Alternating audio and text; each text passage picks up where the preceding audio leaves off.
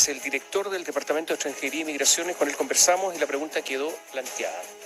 ¿Cuáles son los nudos en estos momentos de la... porque tenía prácticamente la tramitación de la ley, hay indicaciones por parte de la oposición, y cuál es la acusación que se hace por parte del gobierno, que quieren dejar en realidad las puertas abiertas a que vengan los inmigrantes a Chile, los extranjeros a Chile? Yo creo que hay dos indicaciones clave, y cuando se dé la discusión en la sala y después probablemente va a ir a la Cámara de Diputados ya a discusión en la comisión mixta, es que uno, esta lógica de turismo laboral. Lo que planteó la oposición, principalmente impulsado por el senador Latorre, el Frente Amplio, y también fue apoyado por senadores de oposición, es que el extranjero viene a Chile con una permanencia transitoria. La permanencia transitoria son los turistas, el que viene por poco tiempo, el futbolista, el artista, el mecánico específico, y ellos quieren poner una nueva categoría, que es la persona que viene a buscar pega. Pero viene a buscar trabajo sin cédula de identidad, sin haber analizado su antecedente, sin haber convalidado su título, si es que lo tiene. Por lo tanto, lo deja a su suerte. Y después de 90 días, lo que plantean ellos es que si no consigue trabajo, tiene que salir del país. El punto es que del millón de extranjeros que han llegado en los últimos 4 años, del 90% que llegaron como turistas, la gente cuando pasa el plazo no se devuelven. Perdón, ¿qué diferencia hay entre esta proposición y la situación fáctica de la llegada de los haitianos? Ninguna.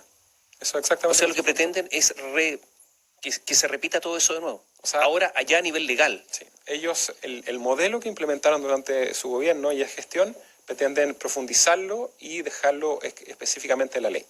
Ellos pretenden esta lógica que las personas entren como turistas y busquen pega sin carnet de identidad.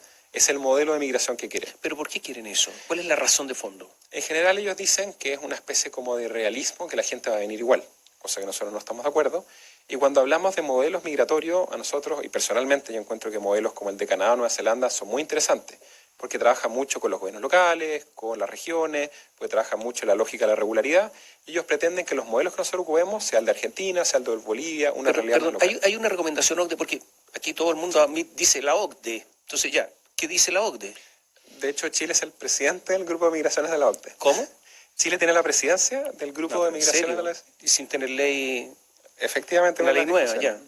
Y sin política, además, porque en este momento sin ley no hay política, pero casi. De hecho, el libro que nosotros sacamos lo prologa el director de migraciones de la OCDE, que es Jean-Christophe Dumont, y a quien también respeto y admiro mucho.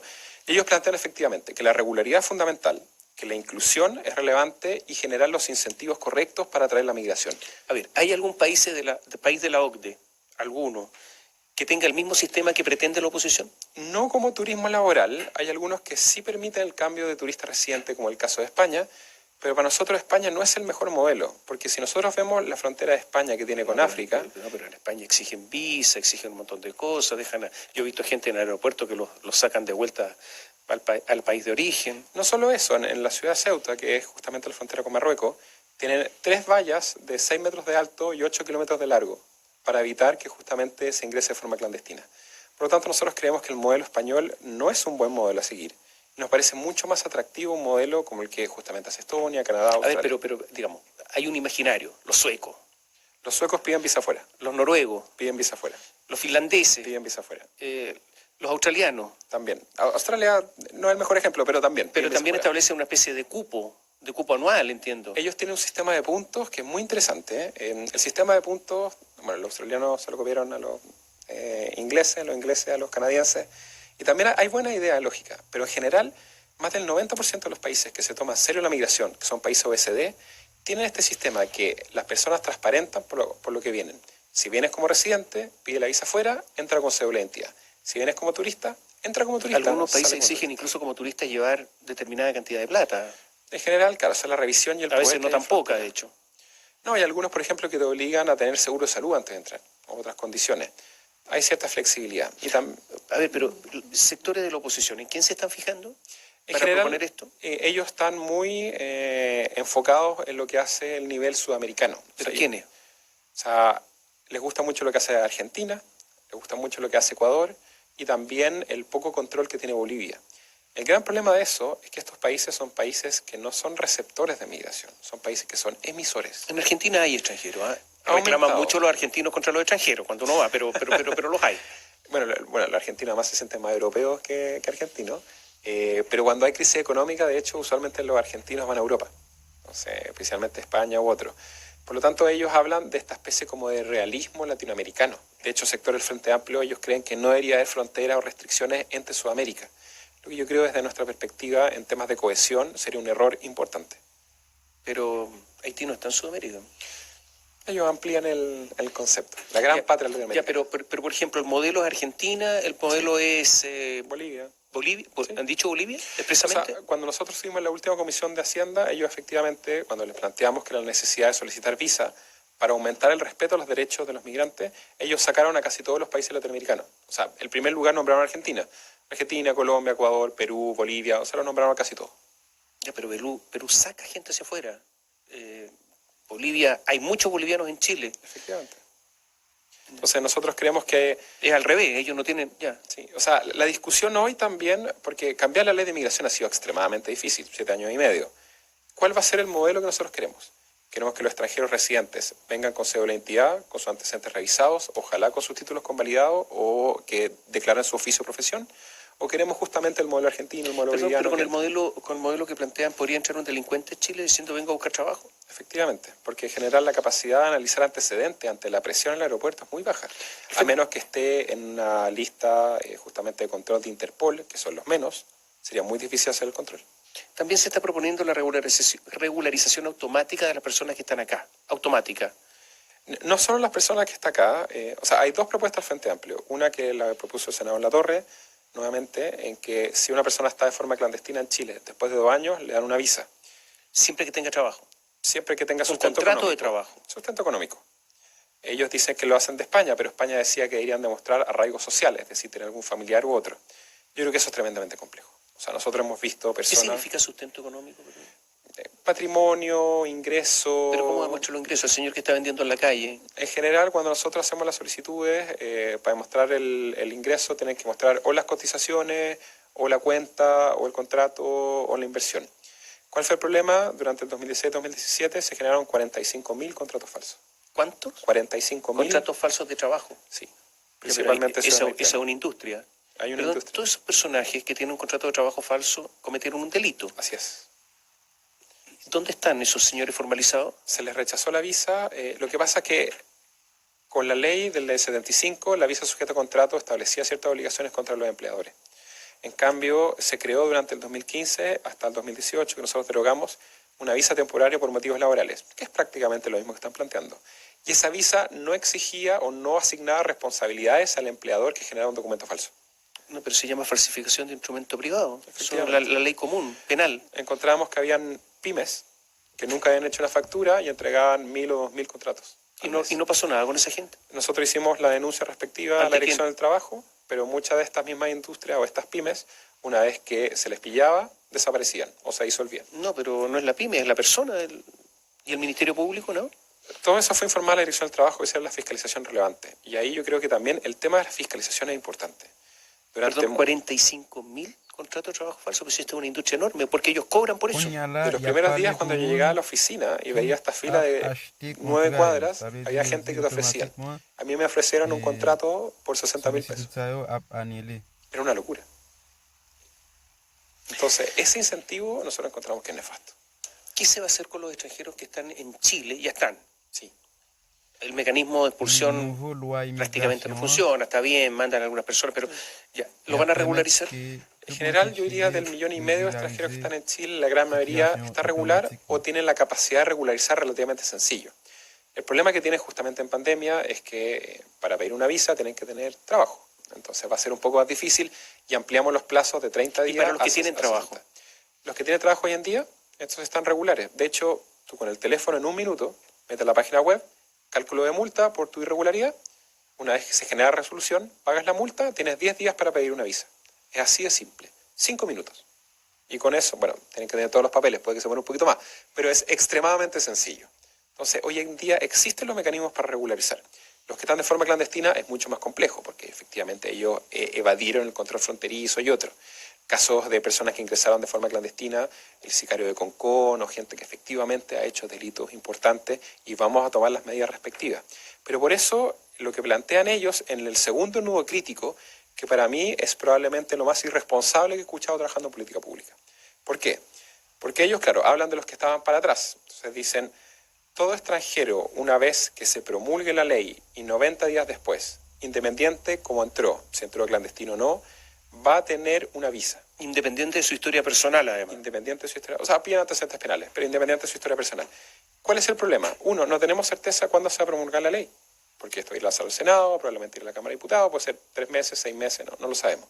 Y segundo, incluso después que promulga la ley, 90 días más. Entonces, ¿cuál es el efecto de eso?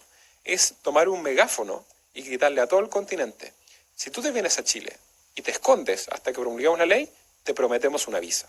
Y eso es extremadamente irresponsable. O sea, va a empezar a llegar un montón de gente, ¿eso es? Ya está en redes sociales dando vuelta. Y lo otro es que entiendo que la oposición está proponiendo el principio de la no devolución. Ahí hay un tema bien relevante. El concepto del principio de no devolución siempre ha estado pensado en el refugio, cuando hay personas que ellos invocan la protección del Estado porque son perseguidos. Entonces, ocupar el principio de no devolución para una visa normal o una persona que va a ser expulsada por haber cometido un delito con la necesidad de protección del refugio es confundir las dos instituciones. Si alguien alega un principio de no devolución, debería hacerlo bajo la figura del refugio, o sea, solicitar el refugio y se analizará el caso específico. Una persona que entró de forma clandestina, que no pidió refugio, que va a ser expulsado y pide el principio de no devolución de refugio, es una mezcla muy rara y está confundiendo temas. Y eso lo dejamos planteado y después lo que quedó fue un principio de protección complementaria, que también fue apoyado por senadores que son mucho más razonables en este tema, como el senador Insulza u otro, donde se complementa con los refugios, pero no lo reemplaza y no lo confunde. ¿Está el oficialismo unido en este asunto? Yo creo que no. O sea, el oficialismo sí, perdón. No, el oficialismo. ¿Está Sí, unido? el oficialismo sí. O sea, ¿Desbordes está en esto? El ministro Desbordes justamente estaba viendo los temas de defensa, pero está alineado con la postura del gobierno. Ve hartos temas políticos el ministro, ¿no? Pero en el Congreso nosotros hemos Pero el hablado... ministro Desbordes, por ejemplo, ¿está en esto? ¿Está alineado, no? No he hablado con él directamente, pero yo estoy seguro que el ministro Desbordes apoyará la posición del presidente. El candidato inspectore, Joaquín Lavín, ¿está alineado, no? Hemos hablado con el alcalde Lavín, especialmente porque su comuna tiene una cantidad de migrantes muy importante. Pero las necesidades y los contextos de los migrantes que vienen en Las Condes es muy distinto. No, pero a los de él, otros con países. respecto a esta ley, ¿está alineado? No le hemos preguntado directamente, pero yo creo que él entiende la importancia de ordenar la migración. ¿O Sandón está alineado? No hemos hablado con el candidato Sandón sobre este tema específico, pero él entiende la importancia de la regularidad migratoria. No, pregunto porque a ver, para saber si el oficialismo está alineado. En los últimos tiempos Sí. no estaba muy alineado, por eso pregunto. Por lo menos cuando nosotros nos ha tocado estar en comisiones u otros, hemos hablado y los senadores han tenido una muy buena recepción. ¿Y la oposición? La oposición yo creo que hay visiones distintas. Hay una oposición muy dura, que tiene una lógica muy ideológica. ¿Quiénes son esos? Especialmente senador Navarro, senador Latorre. Pizarro. Pizarro yo creo que tiene las intenciones, pero los mecanismos podrían mejorar. Entonces, yo creo que hay dos visiones. Está la izquierda más dura, esta lógica de la gran patria latinoamericana, que no hayan fronteras. Siempre dicen esta cita como desde el espacio no hay fronteras, son constructos sociales, etcétera. Que yo creo que no entienden el impacto que genera, primero en materias de cohesión, segundo en materias de revisión de antecedentes y orden público, y tercero tiene que ver el impacto también en materias laborales y cómo preparamos a los gobiernos locales para recibir a esta migración. Y segundo, tiene que ver un grupo de la oposición que legítimamente quiere apoyar la regularidad, pero se ha enfocado mucho en las gestiones que tuvieron durante sus gobiernos. Entonces, ellos creen que el mecanismo de cambiar de turista a residente es el mecanismo en los cuales nosotros estamos forzados y hay que dar realismo. Pero nosotros hemos visto que efectivamente la visa consular de turismo le cambió la realidad, por ejemplo, a la migración venezolana. Porque los venezolanos que venían con visa de responsabilidad democrática al mes o a los 2 meses tenían contrato de arriendo firmado, cuenta RUT, ojalá cuenta corriente en algunos casos y contrato firmado. Y los que llegaron como turistas, 10, 11 meses trabajando en aplicaciones móviles, vendiendo o arreglándose de cualquier forma. Entonces, el modelo como lo planteamos, yo creo que la oposición moderada, la oposición razonable, la oposición que empatiza con los 3 millones de personas que no tienen trabajo en Chile, va a entender que un gobierno debe tener la capacidad de al menos gestionar la migración y validar los antecedentes antes que entre. Si hay votación favorable a las indicaciones de la oposición, ¿están dispuestos a retirar el proyecto? Retirar el proyecto cuando está en segundo trámite es complejo. Efectivamente, yo creo que se va a llevar a la Cámara de Diputados, se va a ir a la comisión mixta. Lo que maneja, por supuesto, el Ejecutivo son las urgencias. Pero ahí yo confío plenamente en la estrategia del ministro Monkever y el subsecretario Gali. Hago la pregunta de otra manera. ¿La situación actual es mejor o peor una nueva ley con las indicaciones de la oposición? Si se aprueba la indicación, o sea, se aprueba la ley con las dos indicaciones que hemos comentado, es peor que la situación actual. Por lo tanto, retirarían el proyecto. Yo no sé si... No van a permitir un proyecto más malo de lo que hay ahora. Pero la ley, sin esas dos indicaciones, o la ley como salió de la Comisión de Gobierno del Senado, donde ahí también el senador Letelier fue muy razonable, muy propositivo, el senador Bianchi, el senador Araya, o sea, gente muy moderada, ese era un muy buen proyecto. Y yo creo que eso ayudaba transversalmente porque ordenaba el tema, creaba nueva institucionalidad. Pero insisto, con las modificaciones más malas. Con la modificación, sí, yo creo que es más mala. Entonces habría que retirar el proyecto con esas modificaciones. Jurídicamente no sé si legislativamente no sé si se puede la estrategia, pero hay que hacer algo con esa indicación. No están dispuestos a que salga así. No deberían estar dispuestos a que salga así. El gobierno no está dispuesto. Por lo menos lo que han manifestado Interior y Cancillería es que con las condiciones actuales sería muy complejo implementar una ley de este estilo. ¿Eso lo ha manifestado el presidente también?